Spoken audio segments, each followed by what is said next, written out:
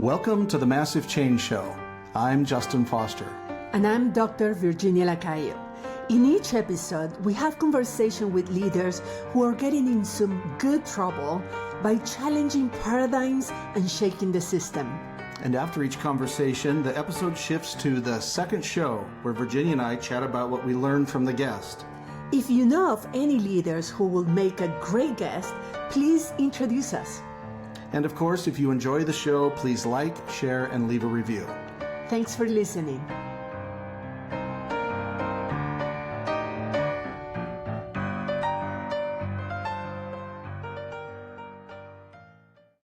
On this episode of the Massive Change Show, Clare Hefferren joins us to talk about reclaiming your identity and how resonance, embodiment, and belonging reshape the way we lead. Enjoy the show. Welcome, Clare. So good to have you on the show. Hello there. It's one of those things where I find people, Virginia finds somebody that we refer to as a system shaker. And the process of getting to know that person is before the recording is also kind of part of the fun. And so you have you have a very interesting story about how you arrived at where you're at in life. And so before we get into the system shaker questions, just tell us a little bit, like a 2-minute version of the journey of Clare. Sure. First of all, thanks for stalking me. It's really great to know that you know me. and that's fun. You know, I love to find fellow shakers in the world, and we're international today, which I also love that. So we're across the airwaves. So yes, I would say that I have spent two decades building meaningful, purpose-driven brands. I owned an agency called Colosum that lived for 20 years. And that I closed it last fall, in the fall of 2024. And that chapter really shaped me. It's impossible to own a business and not evolve within it. And what it did was it revealed a deeper calling that I had, that I serve today. And so I have recently opened WonderPACT.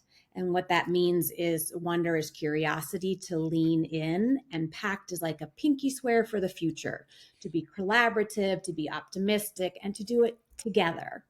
And so WonderPACT is a spiritually aligned strategic advisory that supports founders and teams and communities and newly individuals in becoming coherent internally from the inside out. So it's branding from the inside out. I believe that's a new era rather than performance and and proving. It's presence and legacy. It's really about the soul and the truth of the soul. Yes. And if we were scarcity minded, we would consider you a competitor in many ways, but we don't, because we're all here to listen to that call, and we're all here to serve who finds us. And I thought that's what really drew me to reach out to you, was that we are, especially with my background, in very similar fields, and how we arrived at kind of the same place. And we talked a lot about what we do is the art of messaging plus or blended with the science of movements, because of Virginia's background. And so I think it's going to be a fascinating conversation. So I'll throw it to you, Virginia, for the first system shaker question, as we call them. Yes. So, I mean, you just described a little bit of something that is pretty irreverent in these times, that everything is focused about, mass media and funnels and formulas, and how to persuade and engage, persuade, convince, the audience to do something. And you're coming from a completely different perspective, and that's amazing. That we need more of that. So in that line, how would you describe that big dangerous idea that you have that will probably piss off a lot of powerful people? Right. So I believe that we need to dismantle the commodification of identity. What I mean by that is that branding today, business, leadership, it's all about extraction. It's about performance. It's about the external validation. And I don't believe that that structure is viable anymore. Instead, we need to, I mean, you can see it across the planet. Things are breaking down, foundations are crumbling. And I believe this dismantling is because we need to create new structures of growth, of power, of success, instead, inside out. Coherence, integrity, resonance. And the piss off factor is that the people who benefit from these extractive modes, they're going to be unhappy when we dismantle them. It really, this transformation of our, not just branding, but of the planet is going to piss off those who benefit from confusion. Yeah. And you talked about that around identity, is that power. I say this as a straight white American man. Power is an identity for people that look like me. And they often don't necessarily, it's not a conscious thing. Sometimes it is, but it's so the threatened aspect of it is interesting. I got some criticism recently on Substack because they said I was demonizing like MAGA people, and I'm like, I'm not. They have an existential threat, and yes, they're afraid, but it's an existential fear because the world that they thought was real doesn't exist, and so their reaction, as often it is with people disconnected from their deeper selves, especially men, is violence. And so it's a spastic thing. So it's I'm curious about how you arrived at that. You talked about like closing your agency and moving and starting this the WonderPACT and the Pinky Promise for the future. How did you arrive at the idea that this was the thing you were called to do? Like, how did you, for lack of a better term, how did you receive it? Well, we cannot fit that in a half an hour. Okay. It's a 5-year lived experience. But what I can tell you, and everything of all I see in hindsight, what has occurred, but I really evolved beyond my tangible world. And that is a result of me becoming more spiritually connected and me having learned new modalities, really to learn about myself, but also to be connected to the land, to the planet, to the spirits. And in doing so, I became aware of what I now call the othering layers placed upon me with very good intentions of success. This is how it would help me. But it really created a fog between what the expectations were of me and how I was feeling. What I believed and started to reveal were my gifts. So I've done quite a bit of work, and these are, like I say, I'm the resource person, I'm the worksheet gal, I'm the super connector, and that's why I identify now as an identity midwife. I can guide you through these transitions because I have this lived experience. So what I had to come to learn is who Claire is at age 55, distinct from who I was taught to be. Mm. Mm. I have a question. Thinking about identities, I mean, we can define identities in different ways. I mean, is the identity in terms of the personality traits? Like I'm the connector, I'm an extrovert, I'm successful. I mean, that kind of identity. But there is another identity, and this is the one that I work more with. That is the identity as I'm a white heterosexual middle class man, for instance, in the United States, or I'm a woman, I'm a queer, I'm poor, I'm single mom. That's different other kind of identity. How you apply this idea, how you see this idea applied to all different, because that different kind of identity that I described has been also commoditized, has been also used for buying and selling stuff and making it, they have made it a product, a political product and a commercial product. So how you apply, just tell me a little bit more how you apply this idea that you have to this kind of personalities or this kind of identities that there has been commoditized as well. Sure. So I would call those all labels. And one of my favorite exercises is please introduce yourself without telling me what you do. And, many stumble on that. They're like, Mhm. or if you were to lose your job, what would happen? And I have actually experienced that where I've seen colleagues, friends lose their job and their identity crumbles because it was so, you hang your hat there with credentials. You hang your Mhm. hat there, but this is how I'm paid. This is how I introduce myself, all those things. And so when I look at identity without the label, who is Claire? I say that I am a woman that is known for creating safe, trusting environments. I'm known for welcoming people into a new space. I'm a wonderful moderator because I want everyone to be seen and heard. And I prefer to host. Mm.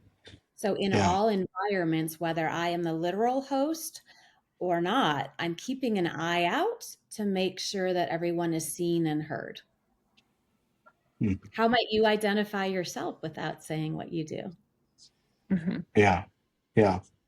It's similar to an exercise that we sometimes do with around identity, which is 10 I ams without social labels. And Mm-hmm. one of those is, if people realize it, is I am creative. I am a creative. That's, and we all are, everyone's a creative. And so that makes us, to use a religious term, makes us like a God, that we can create. And that's way different than I'm an accountant. Mm-hmm. Like, not that being an accountant is bad or wrong or anything, but it's certainly different. Yeah. So as you are in this sort of, you've kind of reorganized your life and your brand, your business around this new calling. So there's is like, what are some of the challenges you're facing? And these can be material challenges related to branding and marketing yourself, or they could be systemic challenges related to resistance from business leaders, or spiritual challenges like your own maybe imposter syndrome or whatever. What are some of the challenges you're facing with this? Yeah. I'd love to create a bridge from the last question to this.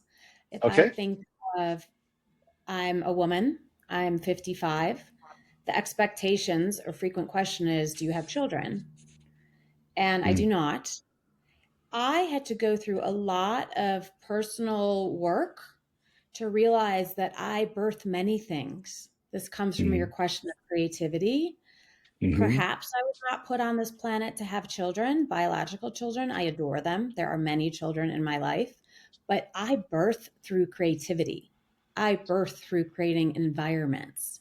And so, a belief of mine in working with the chakras is the sacral chakra, the second chakra, of this is mm-hmm, a birth center of many things.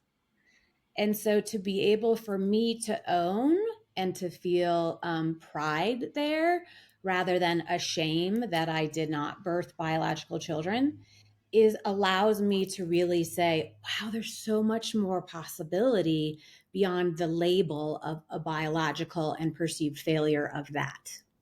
mm, So, when I look into, challenges, so into your question of biggest challenges, really it's as a overarching, it's holding my stance in a system currently that's addicted to that polish, that performance, the productivity, the proving, and to operate differently inside of that.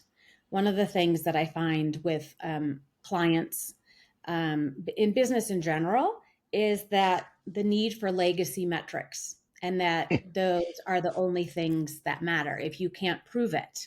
Um, if you can't prove it, we're not going to move forward with the mm, project, with funding, with whatever it might be. And, I'll tell you why I love data. And I very much previously said, don't hire me unless I can show you the data that it worked. So I'm going to say now, yes, and there's an opportunity to still use those metrics and to create new ones. The mm, new ones may include transformation, may include belonging, may include an inner peace, a relaxed nervous system, a healthy GI system. mm-hmm, It's not that we have to fully unplug those. It's just use the past metrics to make ourselves credible. It's that we can transition and or create new ones.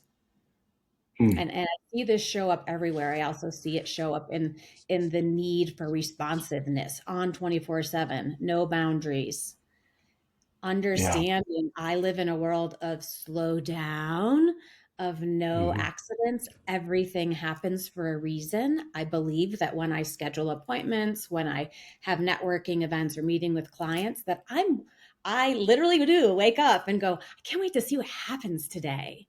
Like I live in a world of belief, of Mm. faith, and of connection, and that things are happening for me, not to me. That's a big transformation of moving from a reactive life into it's happening for me, it's coming to me, I'm receiving.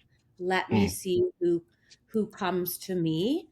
And in working with clients, they start to observe that they see the caliber, the alignment raise as they become more in tune with themselves. Mm. That's interesting. Yeah. Yeah. And so does it takes a lot of work, inner work, to get to that point. I mean, I can see that you have invest years maybe in facing those old beliefs and trying to overcome them and replace them for different ones, something that is more aligned to who you are and who you want to be.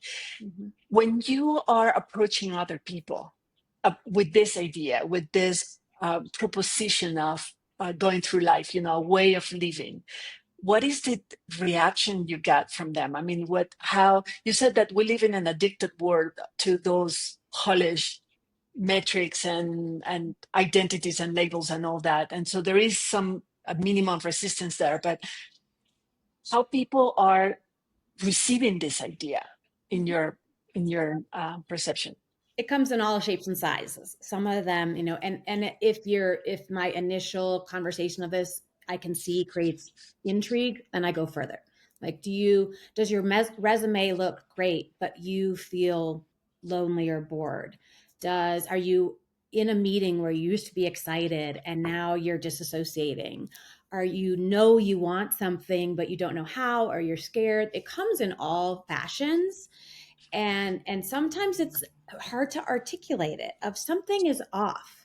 And I can tell you I had a couple years where life was off Mm. and bad things were happening. And I do actually believe that if you ignore it continually, this tap on the shoulder of there's more, you've evolved, it's time to Mm-hmm. look inward, the external structures start to crumble on you. Mm-hmm. So, so I designed something called the rhythm map, and it is a worksheet that helps you to articulate what might be off.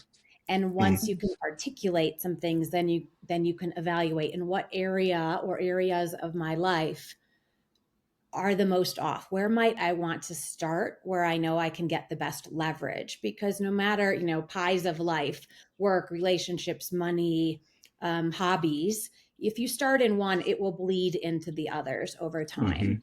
And so you have to, or not have to, you get to just focus in one area to begin and see how it evolves. Mm. What is a common narrative, old narrative that you still see? So somebody's done the work to the point that they're intrigued with you, and that this isn't for you know people that probably have never meditated or never thought about their inner world, or they think their thoughts and feelings are real. Maybe, but I Okay. don't want to project too much on that. But what? Definitely not. You don't have Yeah, to, like when I began this journey and yeah, someone said, what do you feel? I'm like, what are you talking about? I don't yeah, feel. yeah, It's like yeah. it seemed that I could think my way out of feeling anything. Right. So I don't want to say, I mean, it's available to everyone and it's Okay. okay where you are. Okay. So within that, do you see a common narrative that you have to help people deconstruct? You mentioned identity earlier, but especially business owners, is there a common narrative that you kind of have to help them say, hey, this is kind of blocking where you want to go? Um, well, I mentioned one, which is the world is happening to me Hmm. versus for me. That's a Hmm. transformative. I've heard I hate my body to my body is for me. My body is trying Mm. to talk to me and I'm Mm-hmm. mad at it, I'm ignoring it, Mm-hmm. switches over to what does it want to tell me, my nervous system. Um, frequently, so inside a business, and so I say that I work on lives, brands, and legacies. So Mm-hmm. inside of a brand, I'm very purpose driven. Really, there's always what's the why underneath this. We will Mm-hmm. inevitably get there. Why am I on this planet? What are my gifts? Who am I here to serve as a conduit based on my gifts? So, what happens frequently inside of a business is that a leader, let's say CEO, as the business grows, they get lost inside of it. And the product services might be happening, and either that individual has evolved beyond it, and so they might be bored, or they're so head down in the tactics that they're doing the work, they're not creating the future, or they have a team that has taken over their voice. The marketing team now writes for them, and they have lost their connection to their staff, to their community, to their hobbies. And so what I do inside of that is I look for the bleeding of finance operations, plug it. And then with the CEO, we work on their inner alignment to help them find, get them out of that tactics, because the CEO shouldn't be in the tactics. They should be planning for the future. And so as they begin to reconnect, they light up and they begin to see, oh, here's what I'm passionate about. So it's a discovery session of what lights me up, what am I committed to, what, looking at the quadruple bottom line, what is my why? And then through that, I work with them to create 3 initiatives for the next decade. So what might the company evolve into in the decade to come? Wow. Interesting. Yeah.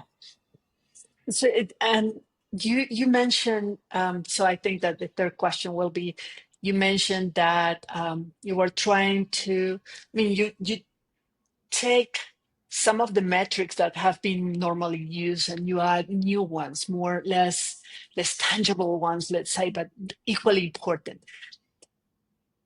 What will be for you, how would you describe the kind of measurable impact that you want to achieve with the work that you're doing now? Mm-hmm. So looking at that again, referencing the rhythm map. So there is a life chart. So the pie chart of the segments of your life. And in the beginning, day one, we rate the different categories. And there are several questions per category of life. And that will be my baseline that says today on day one, you're here. And at the end of working together, we'll reevaluate that. And depending on the duration of the offering, we do checkpoints along the way. One of the things, if you've heard of the gap, we're always like, you reach a goal, but you always move on to the next goal so quickly, and we forget you're never there, right? And you Mm-hmm. can also never be there with a growth mindset, which I think is great to have a growth mindset. But when you do progress points and we reevaluate, we recheck the level of satisfaction in an area of life, we look at where you came from and we celebrate that. Mm-hmm. There's also a distinction that I look at is celebrating today for what you intend to accomplish. And so if the body can feel it today, it knows what to expect and anticipate. Mm-hmm. So a follow-up to that, then what is, as much as you feel like sharing, what are some things on your rhythm map for you, your Mm-hmm. measurables? Mm-hmm. So I think I do work in flow state. It's something I was trained by Stephen Kotler in Oh yeah. 2020. Yeah, it's something 10 times bestseller on Yeah. flow state. Really, that is so. When I learned that, I was in burnout and I felt like I was on a mouse on a wheel, and I redesigned my life to be working in flow blocks. So one of my metrics is how often am I in flow? Mm. And flow meaning that I am absorbed into my work. So what I do Yeah. is I'm a big athlete. I live in Vail, Colorado. I go out into the mountains to ski, to mountain bike, and I tap into the flow state there, and it allows me to focus in my work. So Mm. I have my weekly calendar set up in 90-minute blocks to allow to focus on one item at a time. So I pay attention to how often that is present for me. I also, self-care is a big metric for me. So I meditate daily. Am I committed to my meditations? I'm also very aware of my nervous system. And I'm very aware of, I pay attention to my, what I called my patterns. So my patterns are my former way of being. For example, being overly prepared, being controlling the environment. Those are two things is like, even when I say I'm not prepared, I'm usually 200% compared to most people because I was taught that. But I did excessive work with extreme amounts of pressure on myself to show up prepared, to make sure I said it perfectly, to make sure I performed perfectly. And that was performance. And I now know that I have wisdom. I've been in if this is work oriented, I've been in the industry for 30 plus years. I can show up with zero preparation and I'm prepared. Interesting. Yeah. Yeah. Controlling the environment. Like, who are we kidding? We can't control the weather. I can't control how you're feeling today.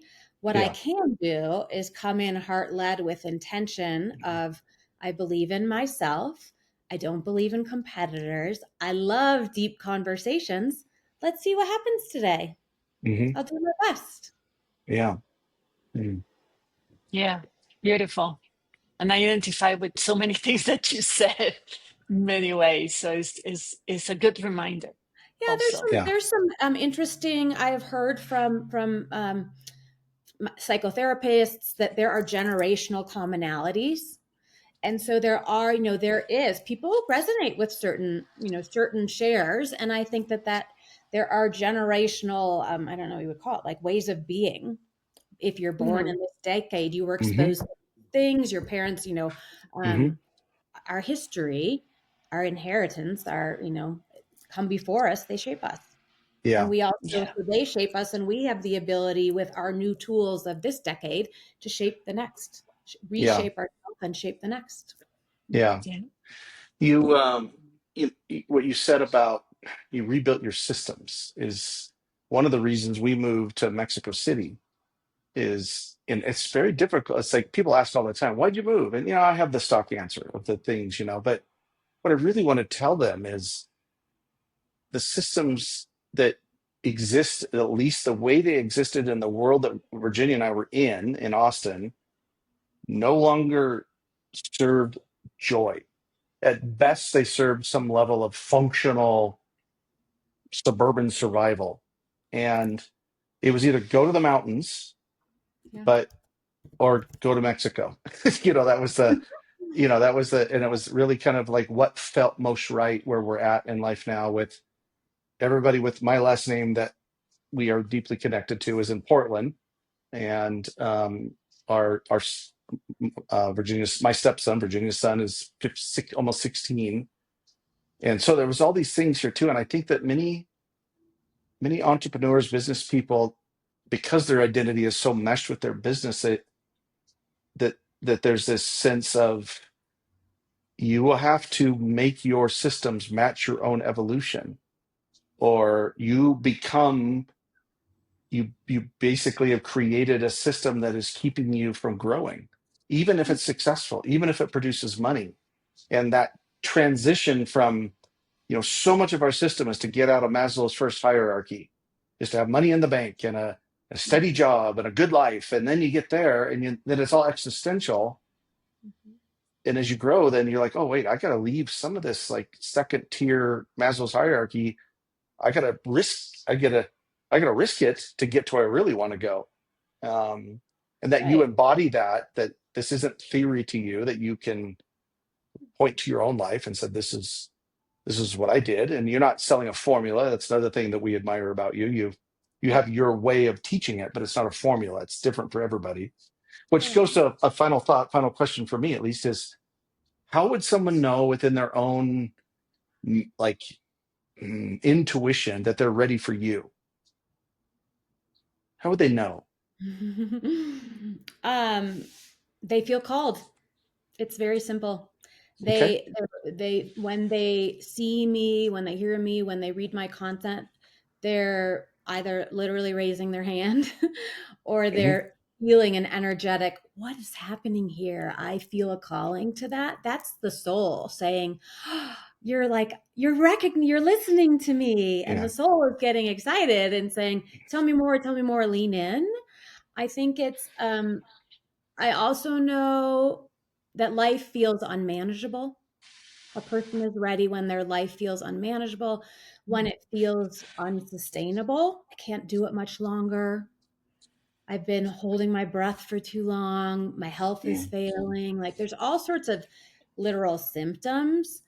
The desire is to create an individual and a community that feels regenerative. Mm. Yeah. Good. Well said. And we're gonna, of course, link to your stuff in the show notes. And we both say this to clients: is if it feels right to work together, let's do it. You know. And so it's similar to that. You know, it's one of my favorite words is resonance. And Mm. if it doesn't ring your bell, that's okay. You know, let's move along. So Absolutely, yeah. Like yeah, I don't take it personally. I'm definitely not yeah, for everyone, and that's great. That's yeah. great. Yeah. Knowing and also I think something that has shifted significantly for me is that I used to be very linear. Here's the curriculum, here's the Yeah. offering, we're going to follow it to the T. And now I explicitly say, here's my outline of curriculum. And yes, I have it. Hmm. And I am allowed to say what you just said today is going to change our path Hmm.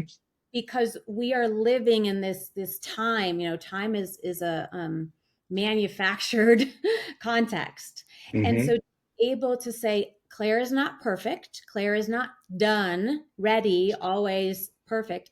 I'm evolving as well. Hmm. And the work I do, I can only go as deep with my client as I have myself. Right. And so we're in it together. You don't have to be perfect. I don't have to be perfect.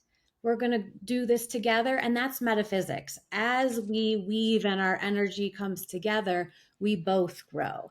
As you Hmm. said, I'm just further ahead. Hmm. And it's not an opinion, it's not a one up. It's just where we are that allows me to guide. Hmm. Very good. Yeah. Any, Wonderful. any final questions, Virginia, from you?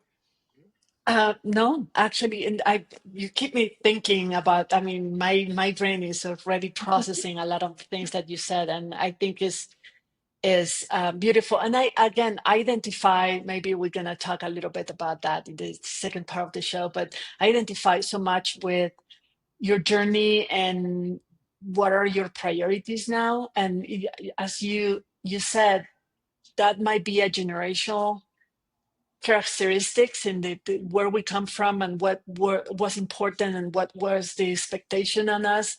We are in the same generation, so I truly see it. It's like, yes, that's true. That's what we have inherited and how we are changing now. I mean, at this point in our life, many people on our generation is questioning a lot of those things and saying like, this is not serving me anymore, and how can I change? And it's never too late. It's not that, I'm just starting a new chapter. It's not like the end of Hmm. the chapter. Yes, Yeah. there's many chapters of life, and there are Yeah. typical stages of awareness. And I think, they ebb and Yeah. flow depending on where you live, depending on your generation. And so I think, my belief is to just, I get so excited when people find their way.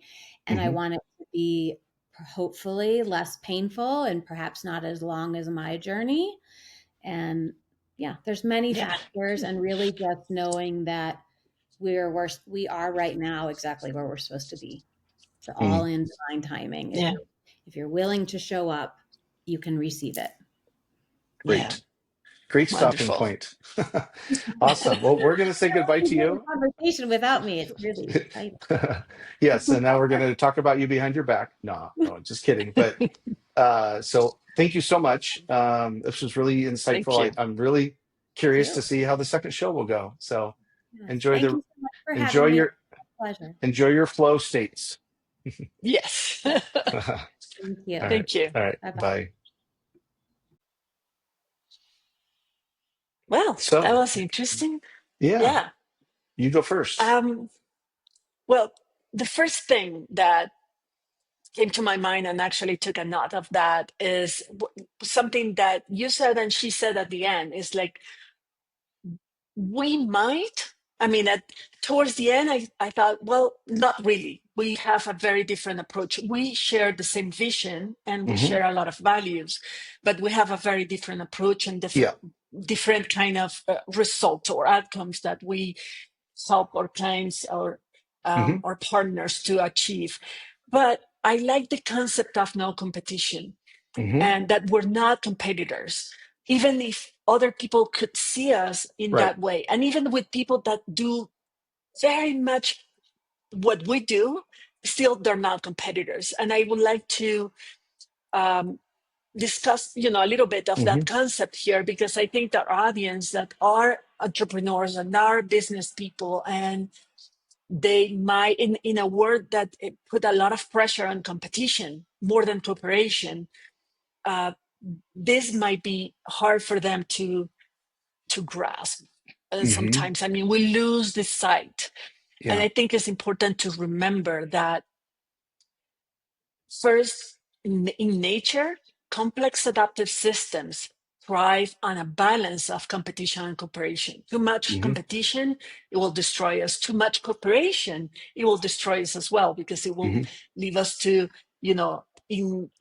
to inertia or to, stagnation. So if Hmm. the right balance is important. But when it comes to meeting other people that are revolutionary, that are system shakers in many ways, that are trying to change the way things operate right now, that are not serving us. They are not competitors, really. They should Hmm. not be perceived as competitors because we don't have enough of them yet. So there Hmm. is, let's say, there is no competition because we have enough problems to solve, enough challenge to tackle, and enough people to help, that even among us, we are not enough. So Hmm. there is not really a real competition. And second, because the more the merrier right now. I mean, we Hmm. need to promote each other. We need to celebrate that other people are doing the kind of things that we're doing and have a shared mission and shared vision, because the more we are, the more the world is going to start seeing us in a legitimate way. It's going to start legitimizing our ideas and our vision. And we need that. We're not there yet. So I'm celebrating more Yeah. people like Claire and other people that actually are doing more or less the kind of things that we're trying to achieve as well. So Hmm. I'm saying this for our audience, the people that are listening to us right now, to think about the other people that are doing similar things are your competition if you perceive your vision and your mission as a product, something Hmm. that you would need to sell and you want to sell for other people to buy. But if you see your service and your product or whatever you are doing Hmm. as as a way to achieve a mission and a vision that is shared by others, then what other people do is not really a competition, it's just a cooperation. We're joining forces to get this done. Yes. So this is And a call to reflect on that. yeah, and I believe very strongly that, and this is essentially I think what you're saying as well, but it's you only have competition if you're a commodity. Mm, yeah. It's that simple. So if you've allowed yourself to be commoditized, if you are, the equivalent of hotel art, you're going to have Mm, competition, and it's a different game. It's much more, hunt and kill, binary. And if you're going to do that, you better be fucking good at it. And, that's the other yeah. thing too. So you can't mix the two. Conversely, Yeah. just because you have a spirit of abundance doesn't mean you shouldn't differentiate.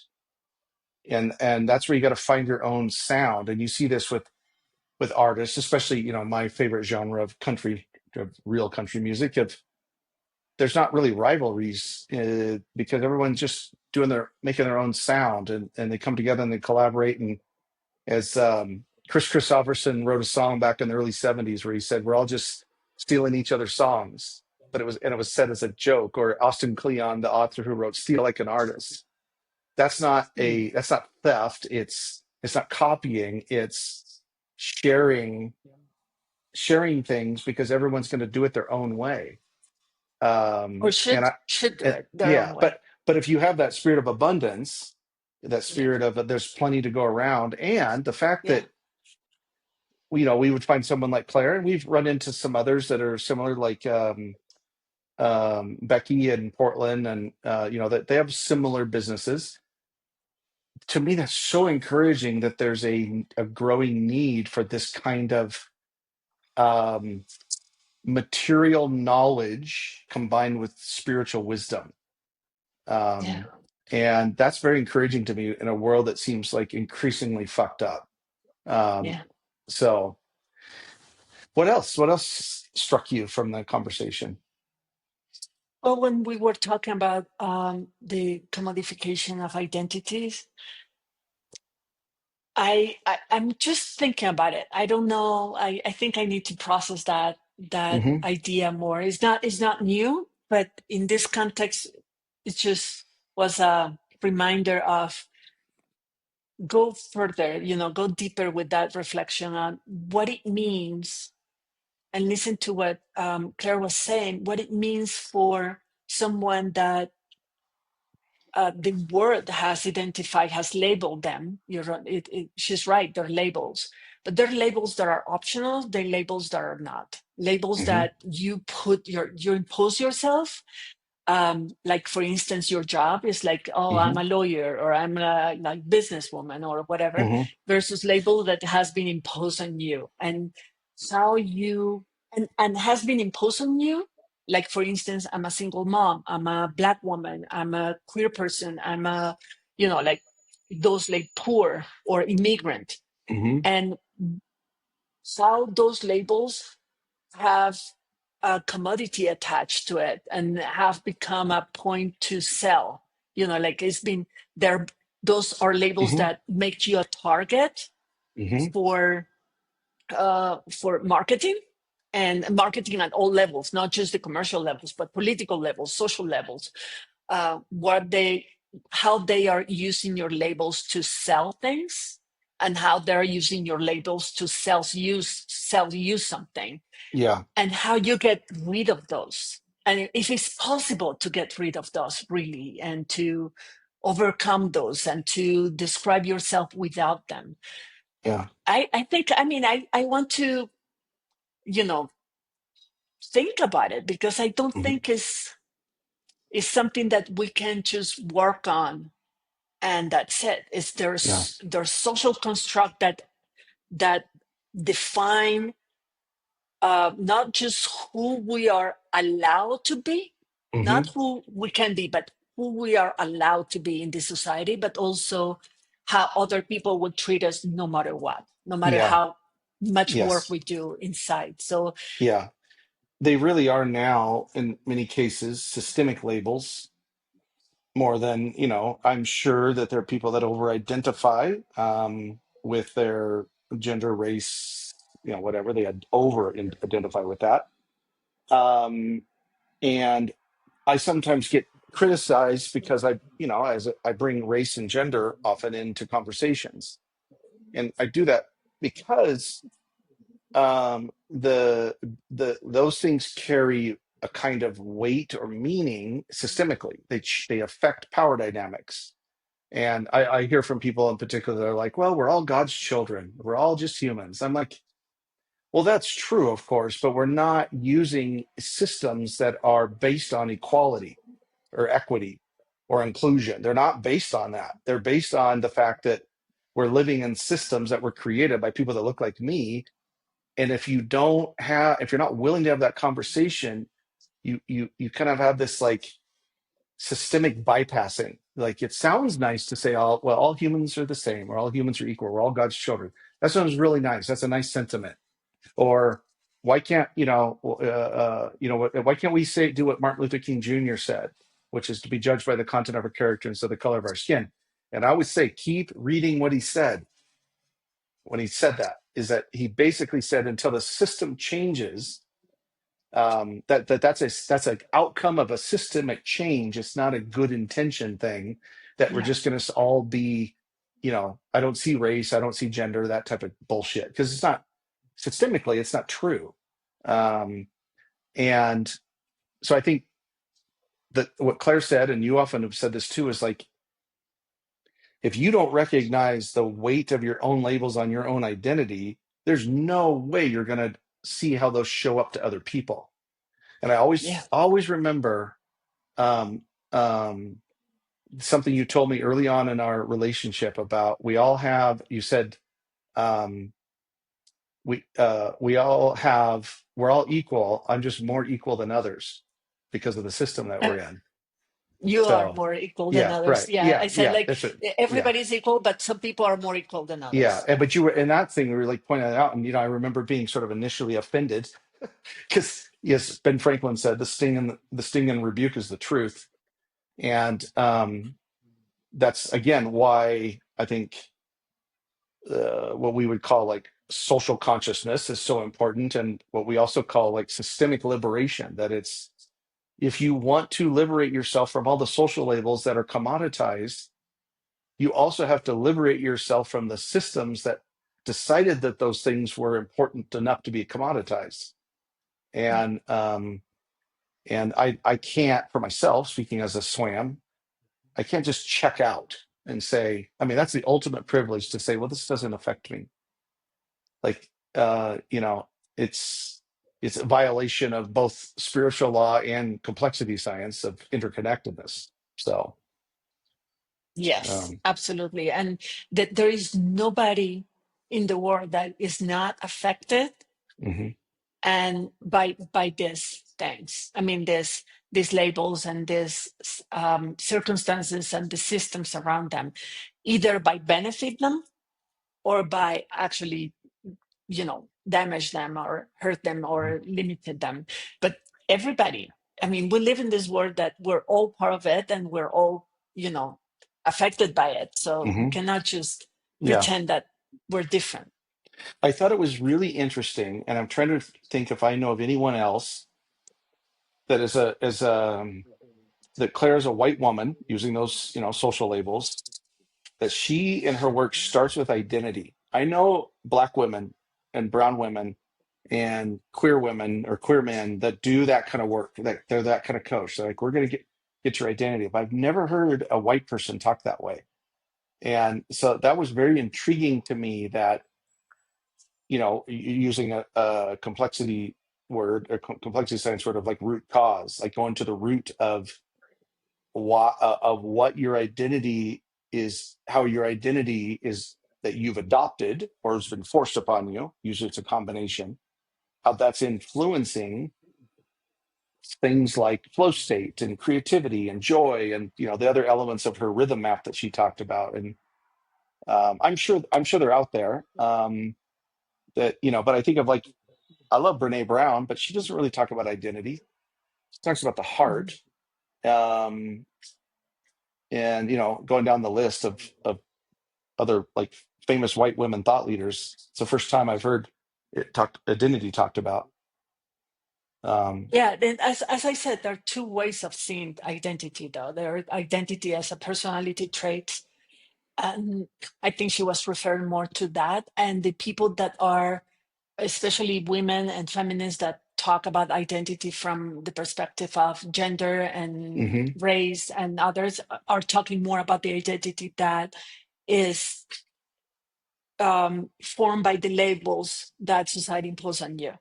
And mm, so there are two different ways of approaching identity, individuals and identity, and obviously different ways of discussing the matters and what to do with that and what it mhm. means, to have those Yeah. identities. So, but it's interesting in general. I think the identity is a concept that we haven't, even now, and even with all the work that mostly feminists and Hmm. people that approach racial issues are working on. I've been working for You're right. decades.